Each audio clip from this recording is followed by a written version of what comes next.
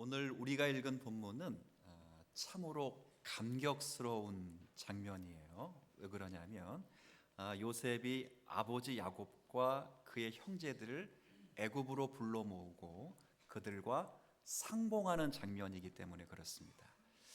아버지와 아들 입장에서는 22년 만에 재회하는 것이니까 굉장히 감격스러운 이야기가 되겠죠. 그리고 아버지 야곱의 입장에서는 죽은 줄 알았던 요셉이 살아있을 뿐만 아니라 대제국의 총리가 되었다고 하니까 우리가 읽은 부분처럼 지금 죽어도 여한이 없다, 이런 말이 과장은 아닐 것입니다. 그런 면에서 오늘 우리가 읽은 내용은 굉장히 감격스러운 그런 내용이에요. 그런데 성경은 이 감동적인 장면만을 보여주고 끝나지 않습니다. 오늘 이 감격 속에 저와 여러분이 하나님의 백성으로 이 세상에서 어떻게 살아야 되는지에 대해서 가르치는 내용이 이 감격스러운 장면 속에 함께 들어가 있습니다. 그래서 본문을 자세히 읽어보면 두 단어가 부각되고 반복되는데, 하나의 단어는 고센이라고 하는 땅 이름, 지명입니다. 또 하나는 목축이라고 하는 직업입니다. 그러니까 무엇 때문에 이 두 단어가 계속 반복되는가, 이게 오늘 핵심입니다. 자, 이 두 단어를 통해서 우리가 확인할 수 있는 것은 이들은 단지 살 길을 모면하기, 살 길을 위해서 애굽으로 들어간 것이 아니고, 또 애굽으로 들어가서도 여전히 무언가를 지금 꽉 붙잡고 있다는 것을 알 수 있습니다. 그게 뭘까? 그게 뭘까요? 한번 따라해 볼까요? 언약, 약속. 자, 지금 뭘 붙잡고 있다고요? 그래서 이 고센이라는 지명과 목축이라고 하는 직업은 하나님의 언약과 약속을 붙들고 있다는 것을 판명하게 보여주는 반복된 단어입니다. 잘 먹고 잘 사는 것만 생각한 것이 아니라 이들이 애굽에 있으면서도 어떻게 하나님의 백성으로 살아가야 되지? 라고 고민했고, 그 고민의 끝이 고센 땅이었다. 이게 이제 오늘 성경의 이야기입니다.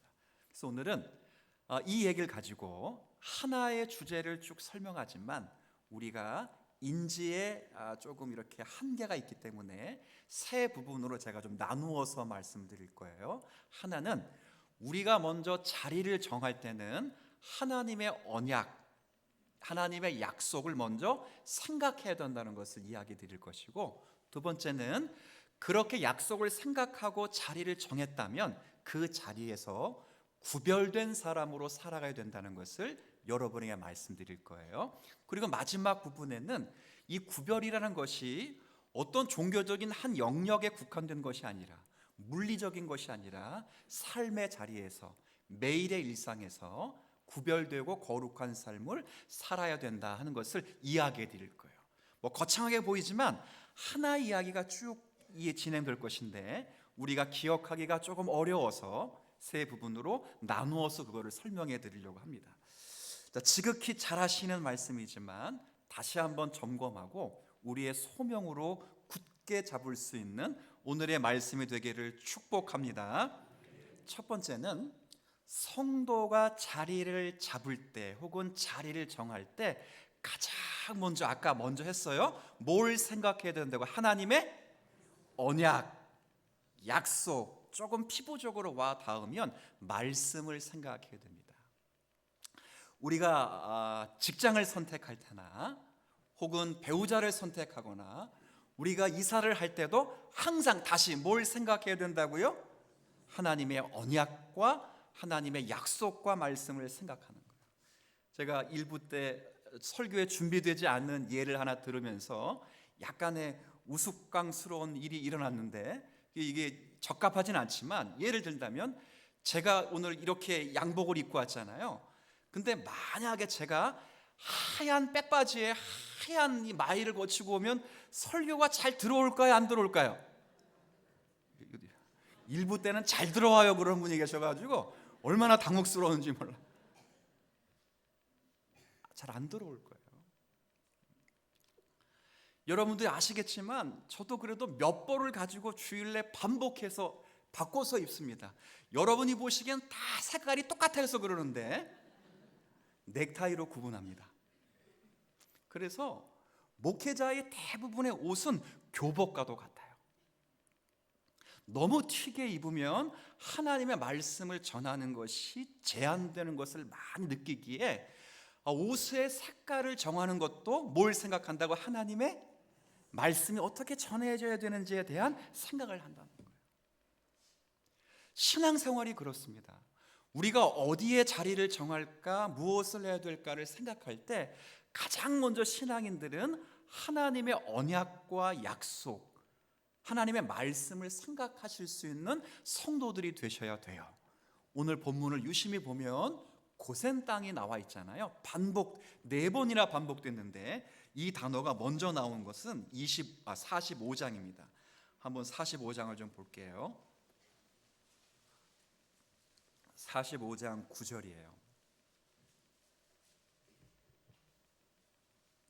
자, 45장 9절에 보면 45장은 요셉이 드디어 형들에게 자기가 누구인가를 밝히는 정체성을 드러내는 장면입니다. 9절에 당신들은, 그러니까 형들이겠죠, 속히 아버지께로 올라가서 아뢰기를 아버지의 아들 요셉의 말에 하나님이 나를 애굽 전국의 주로 세우셨으니 지체 말고 내게로 내려오사 아버지의 아들들과 아버지의 손자들과 아버지의 양과 소와 모든 소유가 함께 읽어볼까요? 고센 땅에 머물며 나와 가깝게 하소서. 자, 지명이 하나 나왔어요. 어디요? 고센 땅입니다. 그리고 46장을 한번 가볼까요? 오늘 요절로 삼았던 28절, 주어가 바뀌었어요. 45장에는 요셉이 주어였습니다. 요셉이 주어가 되어서 고센 땅으로 인도하도록 했고, 이제 주어가 바뀌어서 28절 누가 주어예요? 야곱입니다. 야곱이 유다를 요셉에게 미리 보내어 자기를 어디로? 고센으로 인도하게 하고, 다 어느 땅에 이르렀다고요? 고센 땅에. 잠깐 볼까요? 이 고센 땅은 그냥 애굽에 들어와서 정처 없이 가다가 정해진 곳이 아닙니다. 최소한 아버지 야곱과 아들 요셉 사이에 사전에 협의가 있었던 곳입니다. 그러니까 애굽에 도착한 후에 살 곳을 정하다가 한 곳을 정한 것이 아니라 애굽에 들어오기 전부터 정해놓은 땅이 어디라는 거예요? 고센 땅입니다. 자, 그러면 왜 고센 땅일까요? 여러분, 고센 땅은 두 가지 면에서 이스라엘과 이 야곱 가족과 너무 잘 어울립니다. 하나는 목축하기가 굉장히 좋은 땅이에요. 여러분, 시편 23편에 그런 말씀이 있죠. 푸른 초장 쉴만한 물가, 거기에는 풀밭들이 많습니다. 그리고 시냇가가 많기 때문에 거기에서 문화를 건설하고 문명을 닦으며 살기에는 조금 부족할지라도 뭐하기는 좋은 땅이에요? 목축하기는 굉장히 좋은 땅. 그리고 지도를 보면 좀 더 판명한데, 또 하나는 이 고센 땅이 어느 땅이랑 가까울까요? 그렇죠, 가나안 땅과 가장 가까운 곳입니다. 애굽 안에 있는 땅이지만 약속의 땅 어디랑 가깝다고요? 가나안 땅과 가까운 거예요. 한마디로 말하면 목축하기에도 좋고 훗날 약속의 땅으로 돌아가기에도 좋은 땅, 그 땅이 바로 고센이었습니다. 이게 중요해요. 야곱의 가족은 애굽으로 들어오면서 애굽을 최종 목적지로 삼지 않았다는 거예요. 그들의 마음속에는 여전히 하나님의 약속이 살아 있었습니다. 지금은 잠깐 이곳으로 들어오지만 우리가 이곳에서 계속 정착할 수는 없다. 때가 되면 하나님은 반드시 약속이 살아있는 땅, 의와 공도의 나라를 세우게 될 그 땅으로 우리를 불러 올리실 것이다. 그러니 가장 돌아가기 쉬운 자리에 있어야 된다라고 정한 자리가 어디였다는 거예요? 고센이었습니다. 여러분, 이건 우리에게 참 놀라운 삶의 질서와 자세를 줍니다. 우리가 세상에서 자리를 정할 때 연봉이 좋냐, 연봉이 안 좋냐, 이런 걸 조건으로 따지면 안 됩니다. 조건이 좋으냐, 위치가 좋으냐, 그런 것보다 훨씬 중요한 건 우리가 하나님 앞에서 하나님의 뜻대로 살아갈 수 있느냐, 그 문제를 먼저 보실 수 있는 저와 여러분이 되었으면 좋겠어요. 제가 일전에 한번, 좀 오래됐습니다, 제가 청소년기에 들었던 간증 가운데 하나가, 한 장로님이 사업이 조금 이렇게 확장되다가 되면서 해외 외국으로 사업을 확장할 기회가 생긴 거예요. 근데 이 장로님이 고생해 버렸어요. 이유는 몇십 년 전 이야기니까 거기에 가면 한인교회가 없고, 두 번째는 자녀의 신앙을 보존하기가 어려울 것처럼 생각해서 이 사업을 외국에 확장한 걸 접어버렸어요. 사람들이 다 바보라고 했습니다. 근데 그분이 뭐라고 말했냐면 이렇게 말했어요. 돈은 다시 벌 수 있지만 자녀의 영혼은 다시 만들 수 없습니다. 어때요? 괜찮아요? 그렇죠? 그분은 지금 자리를 정할 때, 사업을 확장할 때 터가 좋으냐, 거기에 가면은 뭐 고객들이 많고 수요 공급이 적절하냐, 이런 걸 본 게 아니라 뭘 먼저 봤다는 거예요? 하나님의 약속, 말씀을 보면서 하나님의 뜻대로 살아갈 수 있을까? 내가 예배를 잘 드릴 수 있을까? 거기에 마음을 썼다는 겁니다. 야곱이 지금 그랬다는 거예요. 야곱은 노년입니다. 그리고 오랜 세월 동안 고생을 했어요. 나중에 바로 왕에게 섰을 때 내가 살아온 날이 험악한 세월이었다, 이렇게 말할 수밖에 없었던 고생을 했습니다. 이제는 편히 살아도 돼요, 안 돼요? 충분히 되죠. 게다가 죽은 줄 알았던 이 아들 요셉이 애굽에 뭐가 돼 있다고요? 총리가 돼 있으면 충분히 행복하게 살 수도 있습니다. 그런데 야곱은 그렇게 움직이지 않았어요.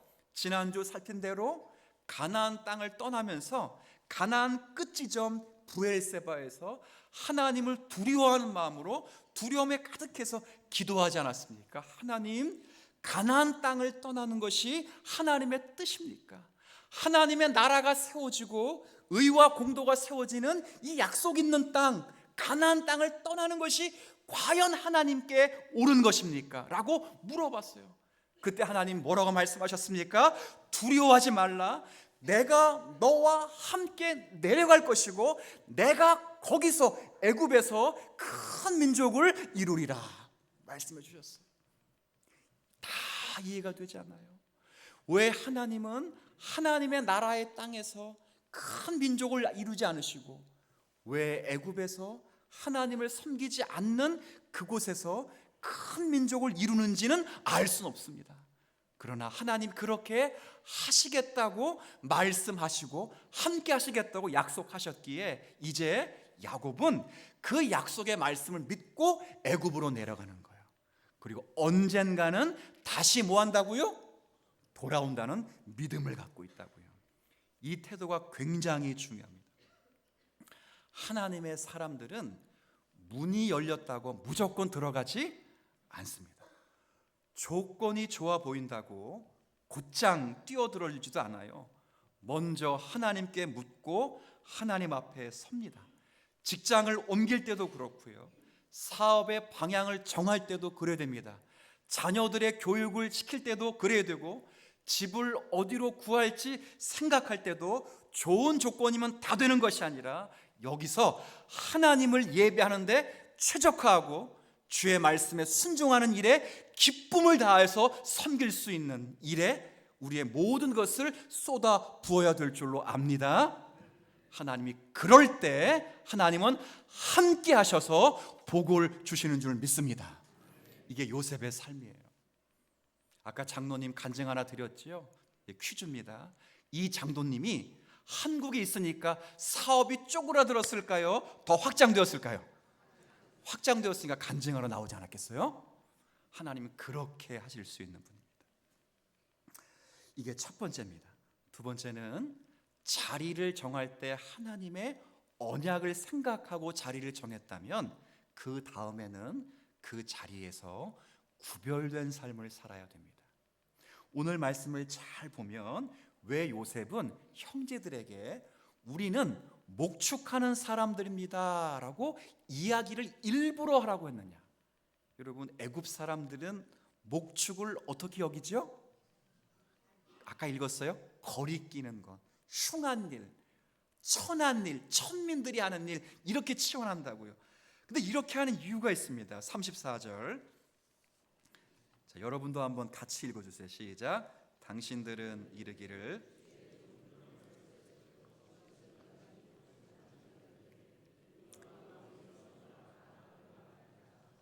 애굽 사람은 다 목축을 가증히 여기나니 고센 땅에 살게 되라. 그래야 당신들이 어디에 살 수 있으니까? 여러분, 요셉은 굉장히 지혜로우신 분입니다. 세상을 모르는 분이 아니시죠. 애굽의 정치 다 알고 있어요. 애굽의 화려한 문명 다 알고 있습니다. 그리고 태양신을 중심으로 해서 애굽의 종교도 다 알고 있습니다. 처음에는 이 가족들이 애굽 중심부에 가까이 오면 삶의 질은 굉장히 윤택할 수 있어도 그런 문화와 종교에 자꾸 만나게 되면 하나님의 백성의 정체성을 가지고 살아갈 수 없다는 것을 요셉은 잘 알고 있어요. 그래서 따로 떨어진 것처럼 보이지만 구별된 삶을 살아가도록 눈앞의 편리함보다 믿음을 더 보존할 수 있도록 그것을 고센 땅으로 가게 한 겁니다. 그래서 목축업이라고 이야기를 하라는 거예요. 그래서 일부러 구별을 합니다. 성도는 이런 거예요. 우리가 세상 안에 삽니다. 여러분, 애굽은 세상입니다.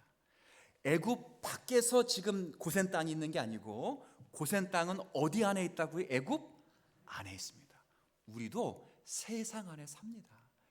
기독교는 도피주의가 아니에요. 여러분, 넷플릭스에서 방영되었던 나는 신이다라는 뭐라고 할까요? 다큐에 보면 아가동산이라는 게 하나 나옵니다. 거기는 자기들만의 영역을 구축하고 종말론적 신앙을 팽배하게 가르치면서 교주를 중심으로 신앙의 심판을 가지고 세워가는 그런 종교예요. 기독교는 그런 종교가 아닙니다. 기독교는 세상 안에 있어야 합니다. 여러분, 예수님께서도 말씀하시기를 너희는 어디서 빛이라고요? 세상입니다. 너희는 어디서 짠맛을 내야 된다고요? 세상입니다. 기독교인은 교회에서 짠맛을 낼 필요가 없습니다. 교회 안에서 빛을 낼 필요가 없습니다. 이미 빛입니다. 예수님이 빛이시고 예수님이 소금이시고 교회는 그리스도의 몸으로 충만합니다. 우리는 어디서 그 충만함을 드러내야 되냐면 세상에서 드러냅니다. 세상과 섞여 살지만 세상에 흡수되지 않습니다. 세상을 활용하지만 세상에 변질되지 않습니다. 세상 안에 있지만 세상에 속하지 않는 삶. 그래서 세상이 기뻐하고 좋아하는 것을 우리는 다 좋아하지 않습니다. 반대로 세상이 두려워한다는 것이 있어도 우리는 그것 자체를 너무 두려워하지 않습니다. 여러분, 세상 사람들이 제일 두려워하는 게 뭐죠? 성경에 나와 있는 것처럼 죽음입니다. 세상 사람들이 제일 무서워하는 게 죽음입니다. 우리도 죽음이라는 것이 결코 가벼운 것이 아닙니다. 그러나 예수 그리스도를 믿어 죄 사함 받고 사죄 칭의 새 생명을 얻어 영생을 얻었다면 죽음은 단지 심판이 아니라 성화의 최종적 관문이 되어서 영광의 자리에 이르게 되는 마지막 성화의 관문인 줄 믿습니다. 그래서 우리는 죽음을 죽는다라고 말하지 않고 무슨 강을 건너간다고 말합니다. 요단강을 건너가 시온성에 섭니다. 남들이 다 무서워합니다. 죽음에 대해서. 돈을 잃어버리면, 건강을 잃어버리면, 명예를 잃어버리면 죽는 줄 알고 무서워합니다. 그러나 우리는 넘어질지라도 상심하지 않고 낙심하지 않고 다시 부활의 신앙으로 일어서게 되어 있습니다. 우리가 어떻게 죽었다가 다시 살 수 있지요? 주님과 함께 죽었기 때문입니다. 다 그 그 이유예요. 그리스도와 연합되었기 때문에 우리는 다시 살아날 수 있는 은혜를 누릴 수 있는 거예요. 그래서 우리 히브리서 11장에 보면 많은 믿음의 선진들이 다 믿음을 따라 살다 죽었습니다. 믿음을 따라 살다 죽는다는 게 뭐냐면 약속을 받지 못하며 살았다는 거예요. 이게 조금 이해가 안 되지만 한번 풀어드린 적이 있습니다. 약속을 받지 못했다는 말을 좀 더 풀어드리면 하나님께 약속은 받았는데 약속된 것을 못 받았습니다. 조금 이해가 되셨어요 이제요?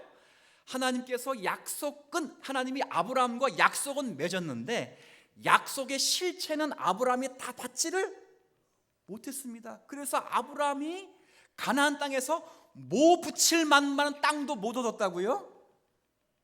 죄송합니다. 너무 어려운 걸 질문했는데요. 밥 붙일 만큼의 맞나요? 네, 맞죠. 그런 땅도 허락받지 못했습니다. 그래서 외국인처럼 나그네처럼 살면서 더 나은 본향을 향해서 걸어갔던 거예요. 우리가 이 사실을 인지하고 알기 때문에 세상 가운데 그대로 살면서도 이 세상에 속하지 않는 사람들로 살아갈 수 있습니다. 우리는 머리론 잘 아는 내용이에요. 근데 실제로 손해를 보고 무시를 당하면 흔들립니다. 왜 그러냐면 내가 가지고 있는 믿음을 가지고 여전히 하나님께로부터 어떤 보상을 받는 것으로 이 믿음을 치환하기 때문입니다. 그러니까 내가 믿음이 있으면 하나님이 나를 많이 축복해 주시면 이 세상에서 마치 이런 구절이 있죠. 내 영혼이 잘됨 같이 범사가 잘 되고 내가 강건하기를 뭐 한다고요? 간구하노라. 여러분, 이건 공식이 아닙니다. 여러분의 영혼이 잘 되면, 우리의 일생을 전부로 놓으면 반드시 끝에는 영혼이 잘 되는 같이 모든 게 잘 되는 것으로 마무리가 됩니다.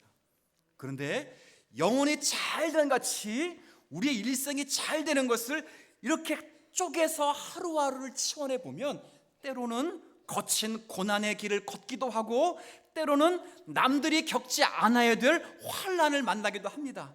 근데 그것이 영혼이 잘못돼서 되는 것이 아니라 영혼이 잘된 성도가 그 영혼을 붙잡고 주님과 동행하면서 어떤 고난을 만나도 어떤 환난을 만나도 주님이 지워지지 않는다는 사실을 깨닫게 하시기 위하여 우리와 함께 하시고 겪게 하시는 환난입니다.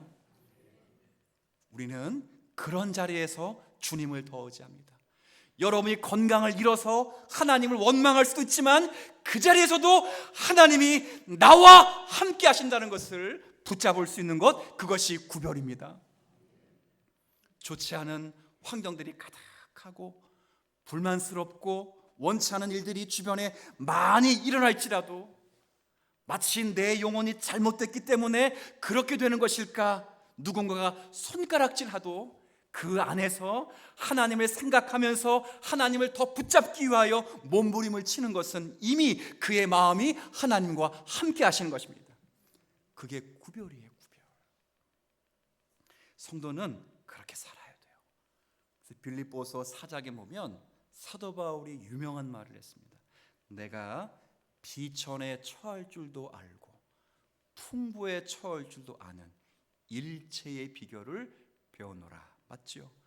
낮아짐, 높아짐, 결핍과 풍부함, 모든 형편에 다 바울은 처할 줄 알았습니다. 왜 그래요? 내게 능력 주시는 자 안에서 내가 모든 것을 할 수 있기 때문입니다.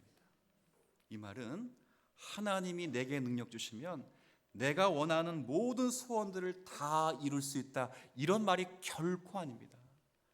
하나님, 예수님이 내 안에 계시고 내가 예수님 안에 있으면 흔들리지 않는, 세상의 어떤 환경을 만나도 흔들리지 않고 주님을 의지할 수 있는 힘이 우리에게 있다는 거예요. 가난해져도 무너지지 않습니다. 풍요로워도 변질되지 않습니다. 무시를 당해도 낙심하지 않습니다. 높아져도 교만하지 않습니다. 왜 그래요? 우리의 본질적인 능력은 형편이 내 중심을 흔들지 못하게 하는 능력이기 때문이에요. 인정을 받아도 그렇게 자기 영광을 구하지 않는 그런 능력, 손해를 보더라도 말씀을 포기하지 않는 그런 능력, 이것이 참된 하나님의 백성들이 누려야 될 구별된 은혜인 줄 믿으셨으면 좋겠어요. 그래서 우리는 애굽을 활용할 수는 있었지만 애굽에 흡수되지 않는 야곱의 가족처럼 우리는 세상 안에 살아가면서 이 세상에서 다양한 것은 배우되 이 세상에 함몰되지 않는 하나님의 자녀로 살아내는 것입니다. 그게 구별이에요. 마지막 중요한 적용을 한번 여러분과 함께 나눌 거예요. 고센을 택했다는 말을 들으면 어떤 사람들은 그러면 성도는 세상과 최대한 멀리 떨어져 살아야 되는구나, 이런 생각을 하는 분들도 있습니다. 이 구별을 물리적인 어떤 그런 구별로 치환할 수 있다, 그런 말이에요. 근데 성경은 절대 우리에게 그렇게 가르치지 않습니다. 야곱의 가족이 애굽에 들어간 것도 단순히 숨어 지내기 위함이 아닙니다. 여러분, 야곱의 가족이 나중에 큰 민족이 되려면 많은 요소들을 배워야 합니다. 유목민의 공동체가 거대한 국가가 되려면 국가를 운영하고 사회 질서를 건강하게 세울 수 있는 시스템과 학문과 철학을 배워야 됩니다. 이걸 다 지금 어디서 배우게 하신 거예요? 애굽입니다. 자기들 안에서만 배울 수 없습니다. 율법만 가르친다고 되는 문제는 또 아닙니다. 여러분, 제가 옛날, 지금의 대안학교는 괜찮은데 옛날 대안학교를 제가 별로 좋아하지 않아요. 모아놓고 성경만 가르치는 데예요. 근데 성경만 가르친다고 아이들이 잘 설까요? 택도 없습니다. 이 세상에서 하나님의 백성으로 구별된 성도로 살려면 하나님의 말씀과 함께 이 세상이 어떻게 돌아가는지도 알고 있어서 분별할 수 있어야 돼요. 지금 마치 우리가 20년, 30년 전에 우리가 미국으로 유학을 가듯이 이 이스라엘 백성들은 애굽에 들어가서 애굽의 많은 학문들을 배우면서 그 학문을 통해 이스라엘 민족과 국가를 세울 수 있는 시스템을 다 배우게 하셨습니다. 그래서 일종의 애굽은 학교가 되어버린 거예요. 여러분, 중요한 것입니다. 그렇게 배우고 노력하면서도 그 과정에서 그들의 정체성을 잃어버리지 않는 것, 이게 거룩입니다. 거룩은 물리적으로 따로 떨어져 있는 것이 아니라 모든 것을 하나님과의 관계 속에서 생각하면서 여러분의 삶을 살아가는 것, 그게 뭐라고요? 거룩입니다. 어떤 사람은 오늘 같은 날 하루 종일 교회당에 있으면서도 자기 만족과 자기 의를 위하여 하루 종일 보내면 그것이 바로 세상입니다. 그러나 일상을 살면서 아침부터 저녁까지 모든 순간 속에서 하나님과의 관계를 생각하고 하나님의 뜻을 생각하면 어떻게 하나님을 기쁘시게 할까라고 마음 쓰며 살아가는 것, 거기에 하나님의 거룩이 있습니다. 이걸 성경이 가르치는 거예요. 그래서 거룩은 장소의 문제가 아니라 방향의 문제예요. 지난주 토요일 날 우리 교회당에서 목사고시와 장로고시가 있었습니다. 필기시험, 면접시험 잘 보고 모든 분들이 우수한 성적으로 합격을 했습니다. 그때 장로고시 보원 가운데 한 분에게 면접관이 면접을 물었어요. 여러분들은 이제 사업을 하고 직장을 다니며 할 텐데 앞으로 이제 사업을 하면서 교회에 관계돼서 어떻게 일을 하실 겁니까? 라고 물어봤습니다. 근데 그 중에 한 분이 이렇게 대답을 했어요. 제가 이전까지는 일 가운데 급한 일 중심으로 처리했습니다. 여러분, 맞아야 틀려요? 맞는 거예요. 급한 일부터 처리하는 거예요. 근데 이제부터 얼마 전부터 그리고 이제부터는 제가 급한 일보다 중요한 일부터 처리하게 되었습니다. 어때요? 더 맞아요? 더 틀려요? 맞죠. 그 면접관이 나중에 이게 너무 은혜가 된 것 같아요. 저한테 다시 한번 이야기해 주더라고요. 자기는 그 말을 들을 때 이분이 바로 물어본 자리에서 생각한 게 아니라 오래전부터 생각하고 있었던 것 같다라고 저한테 얘기해 줬어요. 맞습니다. 우리에게 산적해 있는 급한 일이 있습니다. 그거보다 훨씬 중요한 건 하나님과 관계 속에서 하나님을 예배하며 하나님의 뜻에 순종하며 하나님의 말씀대로 살아가는 중요한 일인 줄 믿습니다. 이렇게 살아가는 것이 거룩한 일이에요. 거룩한. 아침에 눈을 뜨고 가족을 챙기고 자녀와 씨름하고 출근을 하고 사람들을 만나고 미팅을 하고 영업을 하고 뭐 할지라도 주님, 나는 오늘 이런 삶 속에서 우리의 몸과 마음을 주님께 올려드립니다 라고 고백할 때 그게 거룩인 거예요. 소명은, 하나님의 일은 종교적인 영역에 머물지 않습니다.